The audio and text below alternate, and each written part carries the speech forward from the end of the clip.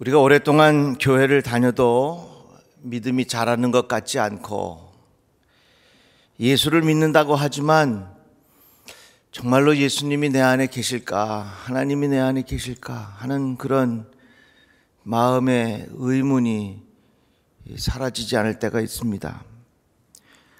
예배를 드릴 때에는 내가 새롭게 결심하고 내가 한번 이렇게 살아봐야지 그렇게 결단을 했다가도 그것이 물거품처럼 사라질 때가 많이 있습니다. 그래서 어떤 분이 이런 우스갯소리를 하더라고요. 왜 월요일이냐? 원래로 돌아가니까 월요일이래요. 왜 우리가 말씀을 듣고 기도를 하고 예배를 드리고 새로운 결단을 해도 우리의 믿음이 자라지 않는 중요한 이유가 있습니다.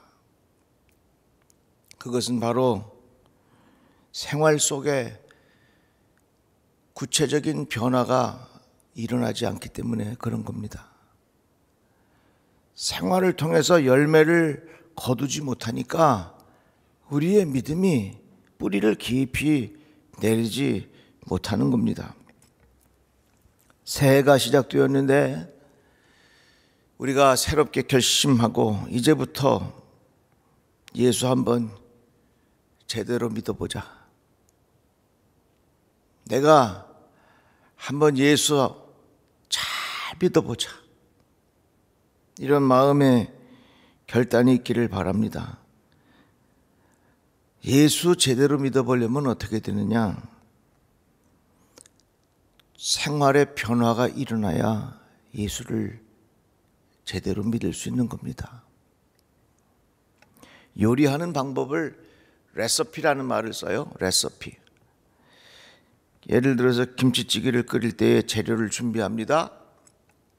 돼지고기를 썰어서 식용유에다가 달달 볶습니다. 고춧가루도 넣고 청양고추도 넣고 볶습니다. 배추를 넣어서 같이 볶습니다. 그리고 쌀뜨물 물을 넣어서 팔팔 끓입니다. 이러면 아주 맛있는 김치찌개가 만들어집니다. 아유, 목사님 어떻게 그렇게 김치찌개 끓이는 걸 아시고 잘 끓이세요? 아니에요. 제가 인터넷에서 찾아서 여러분들에게 그냥 발표한 겁니다. 저는요, 김치찌개 맛이 어떻게 나올지 전혀 예측할 수가 없습니다. 우리의 신앙도 마찬가지예요. 머리로 알고 마음으로 깨닫고 어느 정도 우리들이 신앙의 모습은 갖춰갈 줄 몰라도 그 신앙의 깊은 맛은 언제 일어나느냐면 생활의 변화로 열매를 거둘 때에 그 깊은 신앙의 맛을 볼 수가 있는 겁니다. 김치찌개 끓이는 것을 내가 지식으로 아무리 알고 있어도 그것을 그대로 내가 달달달 외우고 시험을 잘 본다 할지라도 그대로 해보지 아니하면 우리들은 그 김치찌개의 참맛을 알 수가 없어요. 참 세월이 빠르죠? 2021년 시작했지만 빠르게 지나갈 것이고 우리 인생도 빠르게 지나갈 것입니다. 이렇게 엄청난 변화 속에 우리가 한번 예수 잘 믿어봐야 되겠다고 하는 새로운 결심하는 것이 얼마나 중요합니까? 신앙생활이 있고 생활신앙이 있어요. 비슷한 것 같지만 조금 다릅니다. 신앙생활은 내가 기도하고 말씀을 보고 예배하는 것이 신앙생활이라면 생활신앙은 이러한 신앙의 고백이 우리의 생활 속에서 그대로 묻어나는 겁니다. 그대로 나오는 겁니다. 신앙생활에 머물면 안 됩니다. 생활신앙으로 변화되어야 한다 하는 것입니다. 이같이 우리가 좀 더 변화된 생활을 하는데 가장 큰 걸림돌이 있다면 그것이 바로 반복해서 짓는 죄입니다. 습관적으로 짓는 죄입니다. 때로는 이것이 우리에게 중독처럼 되어서 우리의 인생을 망쳐버릴 수도 있습니다. 존 웨슬리 목사님은 이것을 너무너무나도 중요하게 여겨서 속회에서 모일 때마다 당신은 습관적으로 짓는 죄를 지었습니까? 안 지었습니까? 그것을 계속해서 묻도록 했어요. 좀 더 변화된 생활을 하려면 우리들은 반드시 습관적으로 짓는 죄의 고리를 끊어야 합니다.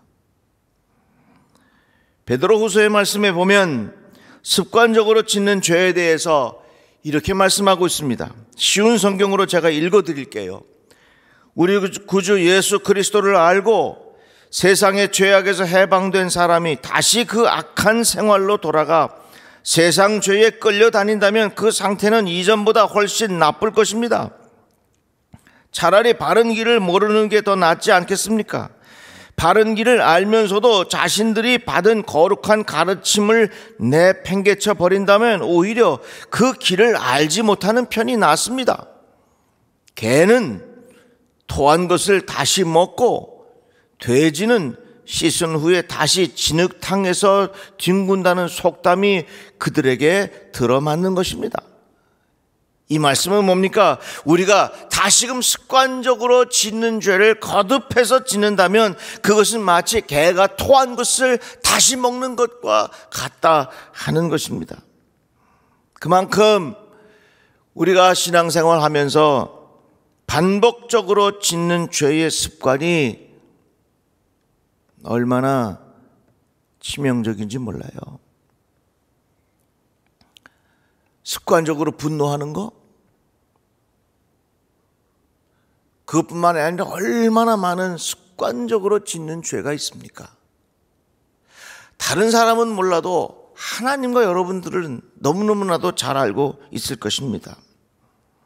왜 우리가 이렇게 습관적으로 짓는 죄가 우리 신앙생활에 치명적인가? 사탄은요, 죄를 먹고 살아. 사탄은 뭘 먹고 산다고요? 죄를 먹고 살아요.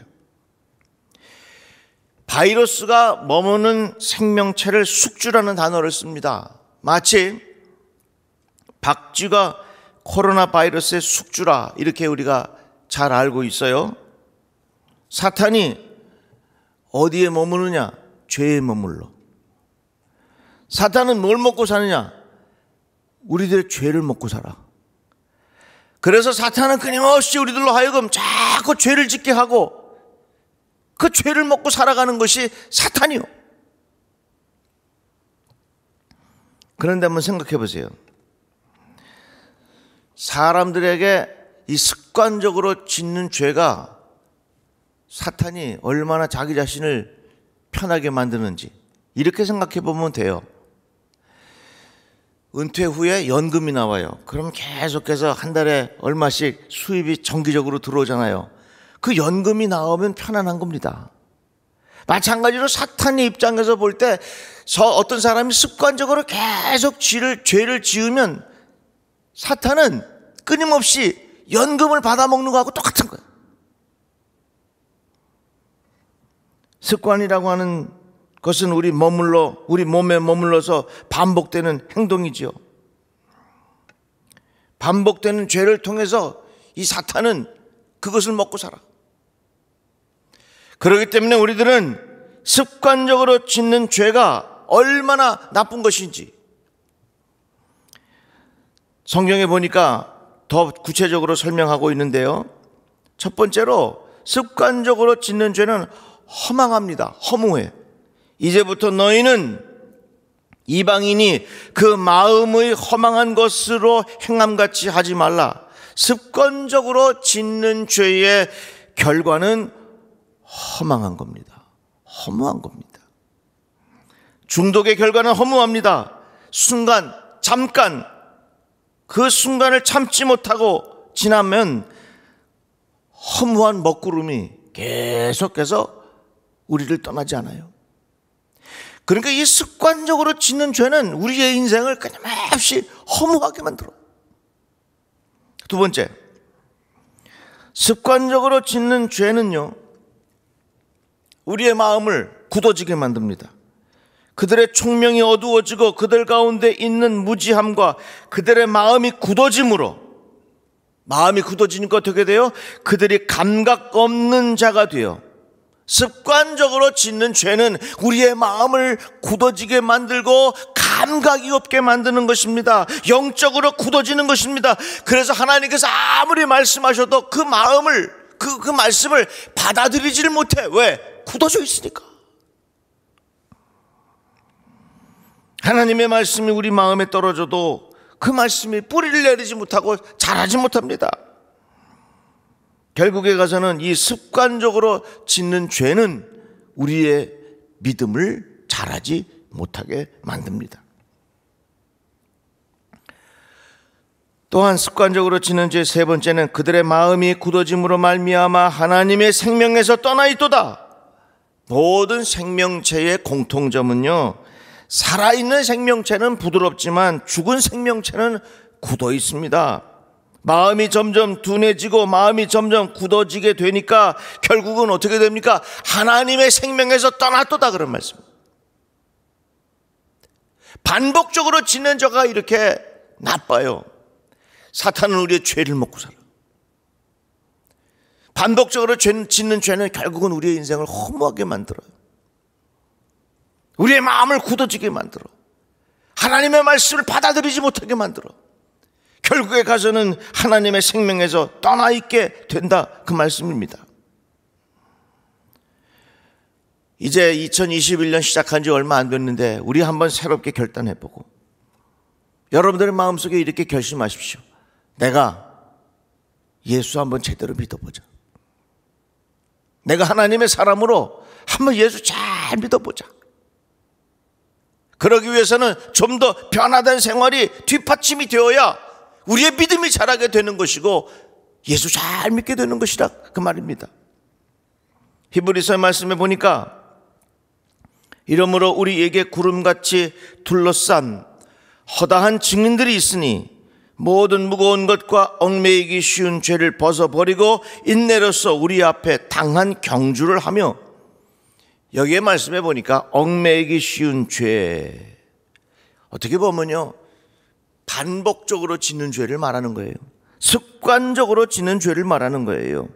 이것을 벗어버리고 주님께 좀 더 가까이 가자 하는 말씀을 우리에게 가르쳐주고 있습니다. 그래서요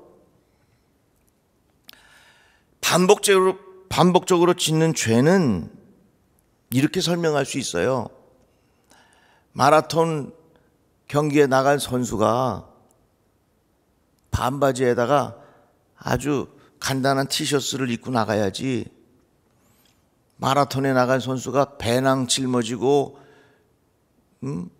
모래주머니 차고 그리고 왕관을 뒤집어 쓰고 뛴다 그러면 그 사람이 마라톤을 잘 뛸 수 있습니까? 잘 뛸 수 없는 거예요. 왜 우리에게 경건의 훈련이 필요하냐? 왜 우리가 습관적으로 짓는 죄를 우리가 벗어버려야 되느냐? 왜 우리가 잘못된 악한 중독에 빠지면 안 되느냐? 이것은요 계속해서 내가 열심히 하나님께로 주님께로 막 달려가고 싶어도요 뒤에서 나를 붙잡아. 내가 앞으로 막 달려가고 싶은데 무거운 배낭을 짊어지고 있으니, 내가 발목에다가 모래주머니를 차고 있으니 마음껏 뛰어갈 수 있겠습니까? 못 뛰는 거예요. 앞으로 뛰어가고 싶어도 뒤에서 자꾸 끌어당기는 거예요. 뭐가? 습관적으로 짓는 죄가 우리들을 끌어당기는 거예요. 본문은 분명히 말씀합니다. 너희는 유혹의 욕심을 따라 썩어져가는 구습을 따르는 옛사람을 벗어버리고 오직 너희 심령이 새롭게 되어 하나님을 따라 의와 진리의 거룩함으로 지으심을 받은 새 사람을 입으라. 우리 새롭게 한번 결심해 봅시다. 한번 따라해 볼까요? 내가 예수를 제대로 믿어보겠습니다. 한번 이런 마음의 결심을 하고, 하나님 내가 예수 한번 잘 믿어보겠습니다, 이런 새로운 마음의 결단이 있었으면 좋겠어요. 그런데 내가 한번 예수를 제대로 믿어보려면 큰 걸림돌이 있는데, 그게 뭐냐? 습관적으로 짓는 죄예요. 반복해서 짓는 죄가 예수를 제대로 믿는데 우리의 발목을 끊임없이 잡는다 그 말입니다. 그런데 오늘 본문 말씀에 보니까 좀 더 변화된 생활을 하려면 어떻게 말씀하고 있는가? 오직 너희 심령이 새롭게 되어. 여기에 심령이라고 하는 말, 심령을 새롭게 한다고 하는 말이 있는데 새 번역의 말씀에 보니까 마음의 영을 새롭게 한다 그렇게 표현했고요. 또 유진 피터슨 목사님이 개인적으로 번역한 성경이 그것이 바로 메시지라고 하는 책인데요. 그 책에 보니까 이렇게 유진 피터슨 목사님은 풀어서 설명을 했더라고요. 새로운 생활 방식을 입으십시오. 하나님께서 그분의 성품을 여러분 안에 정확하게 재현해내시는 것 같이 하나님께서 만들어주신 생활 안에서부터 새로워진 생활을 몸에 익히고 그 생활이 여러분의 행위에 배어들게 하십시오. 이 말씀에 보니까 새로운 생활 방식을 찾으십시오. 심령을 새롭게 하라 라고 하는 말씀을 보면요, 마음을 새롭게 하라 그런 말씀이죠. 그래서 제가 심령을 새롭게 한다는 말이 무슨 말일까 하는 말씀을 깊이 생각하면서 영어 성경도 보고 여러 가지 성경을 잘 비교를 해보니까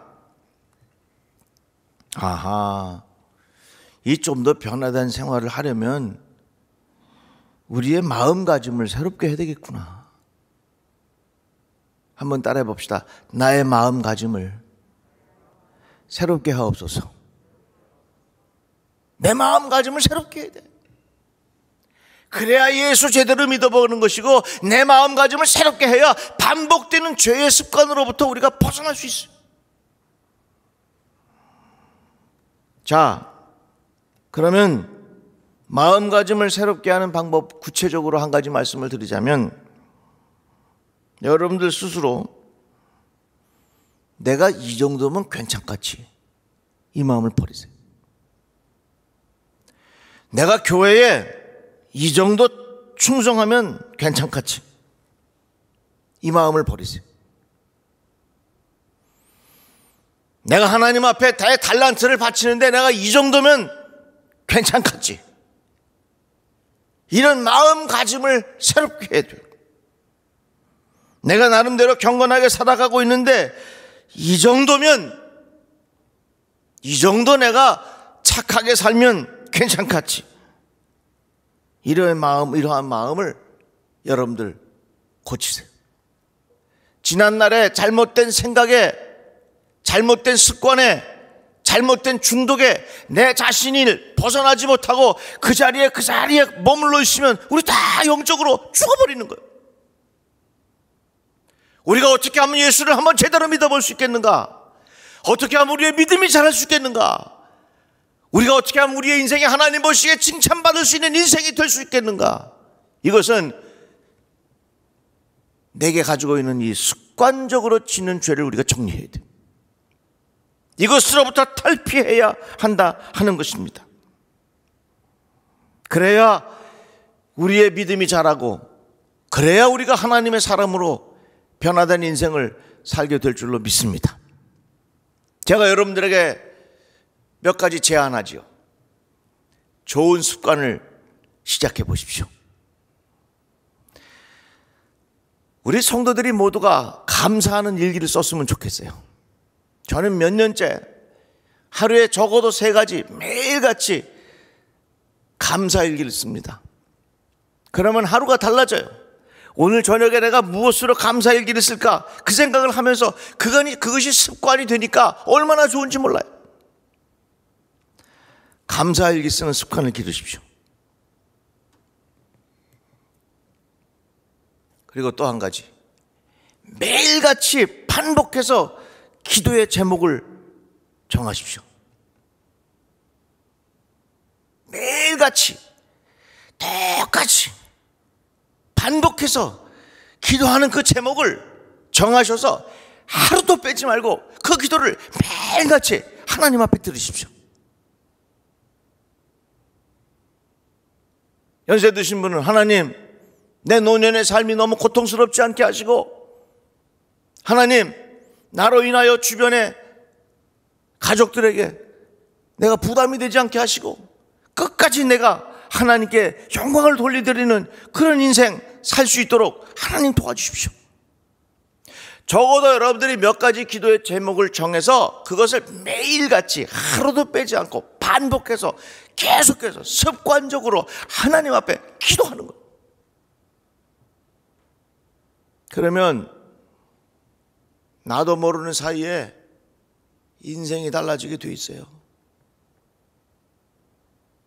우리가 어디에서 태어나느냐, 남자로 태어나느냐, 여자로 태어나느냐, 어느 부모 밑에서 태어났느냐, 이런 운명은 내가 바꿀 수 없지만 앞으로 내가 어떻게 살아갈 것인가 하는 것은 기도하면서 나의 잘못된 습관들을 고쳐나가면 우리의 인생은 얼마든지 바뀔 수 있다 그 말입니다. 내 인생은 이미 주사위가 던져졌다고 생각하시고 여러분들 포기하지 마시고 나에게 좋은 습관을 통해서 주님께로 좀 더 가까이 갈 수 있는 믿음의 사람들이 되시기를 간절히 바랍니다. 왜 우리는 예수를 믿어도 이렇게 무기력하고 오랜 세월 동안 신앙생활해도 때로는 점점 생명력을 잃어가는 것 같고 왜 우리가 점점 믿음에서 멀어지는 느낌을 받을 때가 있을까? 그것은요, 변화된 생활이 뒷받침이 되어주지 않으니까 그런 현상들이 일어나는 거예요. 구원은요, 믿음으로 받습니다. 그런데 이러한 믿음의 활력을 불어넣고 이 믿음이 생명력이 생기려면 내 마음속에 확신이 생겨야 돼요. 여러분 한번 따라해 봅시다. 내 마음에 확신이 있게 하옵소서. 내 마음에 확신이 있게 하옵소서. 그런데요, 놀라운 것은 수준 높은 확신은요, 낮은 수준의 순종을 통해서는 만들어지질 않아.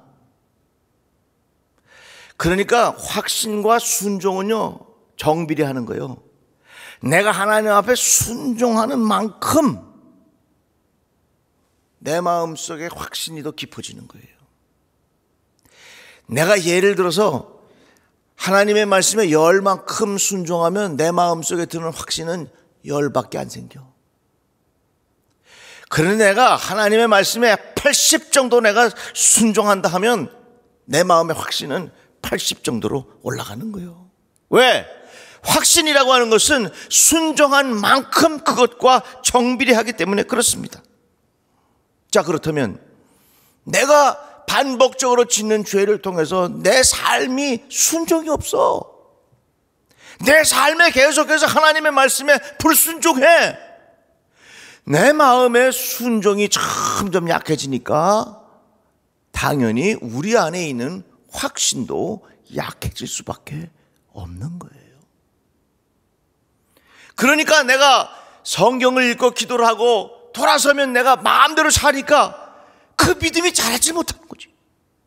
왜? 우리의 확신은 순종에 정비례하니까. 사랑하는 성도 여러분, 우리 한번 예수 잘 믿어봅시다. 예수 한번 제대로 믿어봅시다. 하나님의 사람으로 한번 그렇게 한번 살아봅시다. 그러려면요, 반복적으로 짓는 죄의 순환과 그 악순환과 그 고리를 끊어야 우리가 하나님의 사람으로 살아가게 될 줄로 믿습니다. 2021년 이제 막 시작하게 되었는데 이러한 좀 더 변화된 생활을 통해서 우리의 믿음이 잘 자랄 수 있는 우리 모든 성도들이 되기를 주의 이름으로 축복합니다.